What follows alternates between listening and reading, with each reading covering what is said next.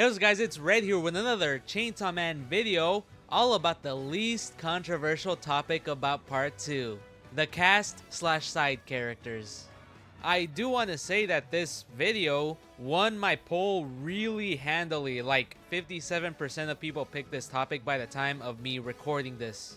So if you want to pick the next videos, why not subscribe to see whenever I post those polls, or just to stay updated with my videos.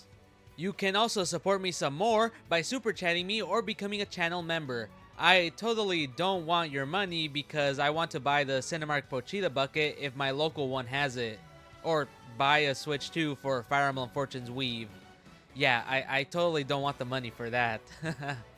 Though, for real, you don't need to do it, but I'd really appreciate it. Anyways, leave a comment down below about what you think of the sidecast of part 2. So, let's just get into the video.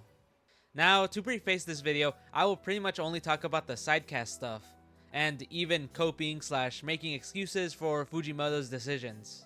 This doesn't mean that Fujimoto shouldn't be criticized or anything, cause you know, he's not perfect. Obviously, I wish we got characters like the ones in part 1, and that I prefer late part 1, early part 2 art style even more, and you know, many other things you or I have any critiques of. I also kind of made this video somewhat touching on these topics, and you know, here it is, so check it out after this video. And you know, I have to say that if you have your own thoughts and opinions, you're allowed to express them. You're not necessarily wrong about having those thoughts or opinions, but you know, just make sure they're actually good, you know, critiques and not just some like nitpicking. So this video is explaining the possible symbolism and whatever point Fujimoto is trying to make with the themes of part 2. I am not Fujimoto, you heard it here folks, so I can only interpret it the way I see it, and you might disagree, which again, it's fine. I'm just gonna do what I think, and that's that the part 2 sidecast is purposefully worse than the part 1 sidecast. I'll also touch a little bit on the antagonist, by the way. I feel like talking about the antagonist is important even if they aren't necessarily, you know, the sidecast.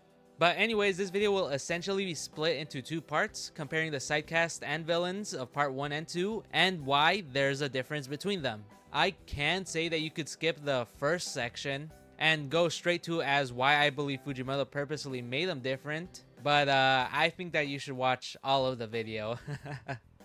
So, to start, let's look at the sidecast of part 1. We got the main 2, Aki and Power, and the rest of public safety, Himeno, Kobeni, Kishibe, Angel, Beam, and Galgali. I'm not including Yoshida or Princey cause they don't really interact much with our main characters, but I will bring Yoshida up later. The one thing that all the characters have in common is that they all work for public safety. Any character who's important who isn't at public safety have been, you know, antagonists, or have just played antagonistic roles, even if they aren't necessarily quote-unquote evil. The main standouts of the group are Aki and Power. They play such a pivotal role to the protagonist, Denji, that they are practically the reason a lot of the plot moves forward and are very important to the plot and story. Even the other characters play important roles throughout their time in part 1. Then, you know, there are other side characters like Tendo or Kuruse, but you know, they're like glub shadows compared to the main sidecast. Like, people who only enjoy their designs and like their 10 max lines of dialogue really care about characters like Tendo, Kuruse, or Princey. But what happened to the sidecast in part 1?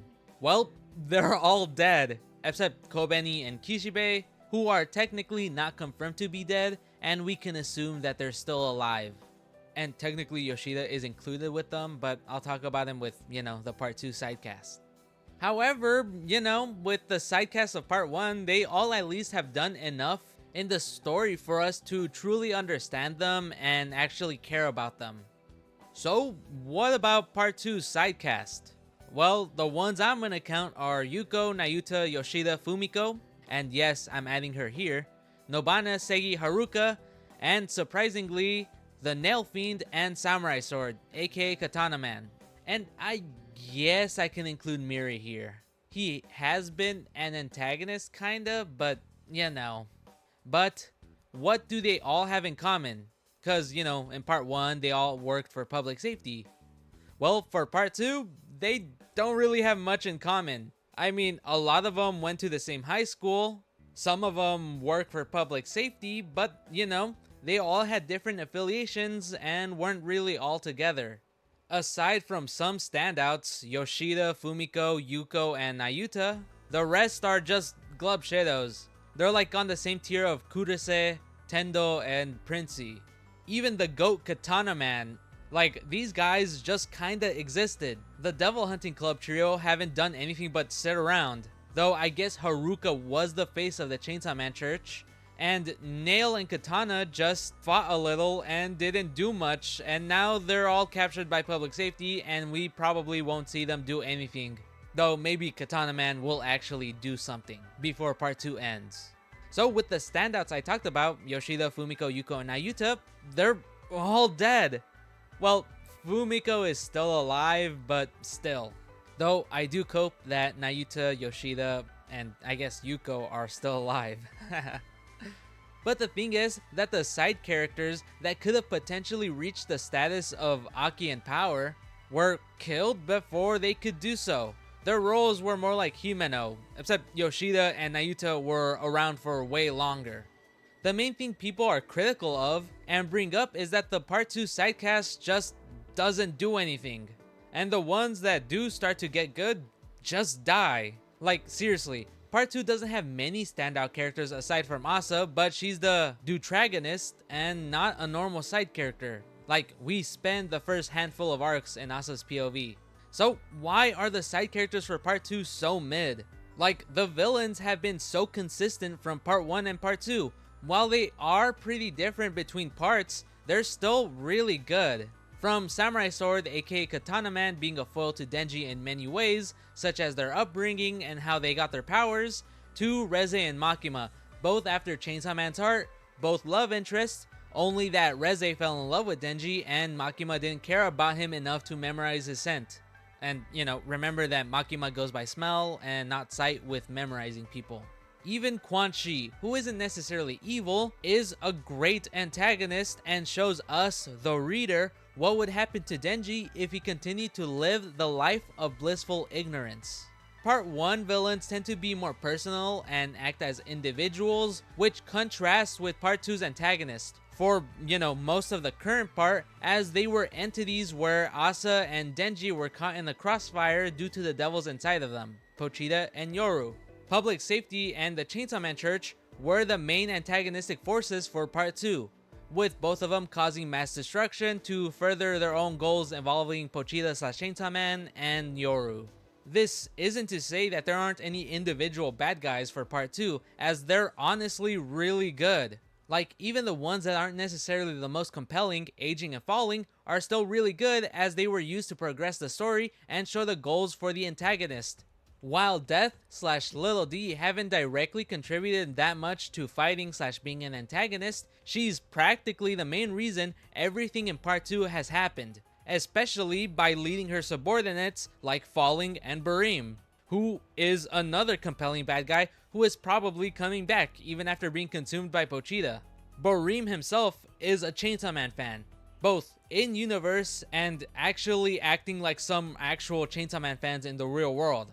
Like how he just wanted to see Chainsaw Man transform and fight devils. And Barim also was the one to show Denji Nayuta's head and burned Yoshida. And for another antagonist, we have Yoru, the one who's going to at least be the main antagonist/obstacle for Asa. And we haven't even seen Yoru do what she's gonna truly do. We've barely seen a glimpse of her power and what she's really planning. So honestly, the villains throughout part 1 and 2 have just been consistently good. Like, how come that's the case when part 2 sidecast is just so mid? So let me get into why. Now, the whole idea of this video. Why is the sidecast in part 2 so ass? Well, some people might not like the answer, but they were purposefully dog shit. Yeah, the sidecast in part 2 is terrible on purpose. Like, sure, we got standouts like Nayuta, Yoshida, Fumiko, and Yuko, but aside from them, there's like no one. Katana Man and Nail didn't do shit but some fights, though technically speaking, Katana Man was the reason that led into Yoru essaying Denji, so I guess there's that. Then we have Haruka, Nobana, and Segi, who are practically only semi-relevant side characters. And only Haruka has necessarily done something. Segi hasn't done anything but get his eye clawed out, and Nobana is just a knockoff Kobeni who hasn't done any cool shit.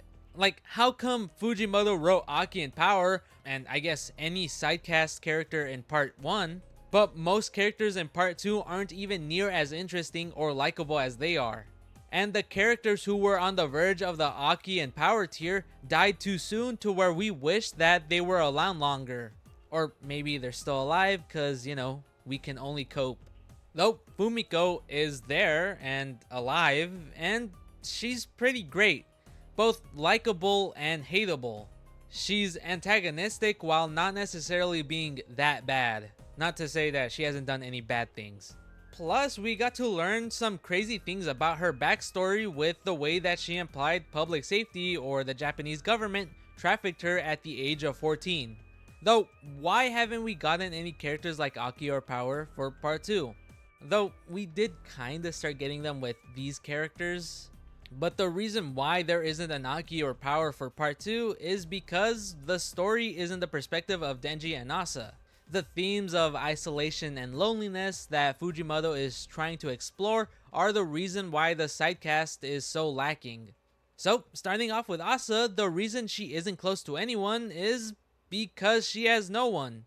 We see this at the very beginning. Asa purposefully pushes herself away from others and had never formed any relationships with others after her mother and cat were killed. And when she tried to form relationships again, she accidentally killed Bucky, which ruined her chance of getting friends. Though it wasn't Asa's fault, she was tripped by the jealous class president. Though with all of that, Asa blamed herself for all their deaths. She didn't want to go through with the experience of losing another loved one and the chicken devil. Though that did change with Yuko. Asa actually started to get a friend and someone she could care about, and then she had to leave and was killed. A likable character was killed and we lost Yuko, mainly thanks to Lil D, since, you know, she probably was in charge of that fake Sawman and the Fire Devil. So that's why Asa doesn't have an Aki or Power outside of Denji. It's because she just hasn't formed any relationships. Then with Denji, it's more clear as to why reading the story through the perspective of the protagonist shows us why the sidecast for part 2 is hardly existent. Denji during part 1 was made and pushed to gain attachments and form relationships with characters, specifically Aki and Power. This was on purpose as Makimo was the one who manipulated the characters to form relationships together. Fujimoto wanted us to grow attached to and love Aki and Power the way Denji was made to do so by Makima. So when they die, we would feel the exact same way as Denji. So with part 2, we're supposed to feel the same way he does, alone. Denji is pretty unreliable to be a narrator. This is shown in the series, and I'll touch about it a bit later. Denji in part 2 doesn't have many people to be around. Nayuta was one, but she's dead. Maybe. Then Asa, but she doesn't count as a side character. Though the next person was Yoshida, the guy he didn't even remember at the beginning of part 2. Yoshida, in Denji's eyes, was not a great guy as he forced Denji to not transform or do what Denji wanted. He threatened to kill Nayuta as well. We were supposed to feel like Yoshida was an asshole. So with Denji's perspective, it's unreliable because he chooses what he sees and forgets anyone not memorable to him. Like with Yoshida and with Miri. Denji didn't even remember Miri when they most recently met. And while the manga panels we see are the objective reality in Chainsaw Man, we get to see a glimpse of Denji's perspective when he doesn't even remember / realize that Death has a massive hole in her torso. So to get back to it, Denji doesn't have a good sidecast because Denji doesn't think he has one. Outside of Nayuta and Asa, he doesn't care about those people like Miri and Yoshida. Though we do get to see the perspective change in real time with Yoshida.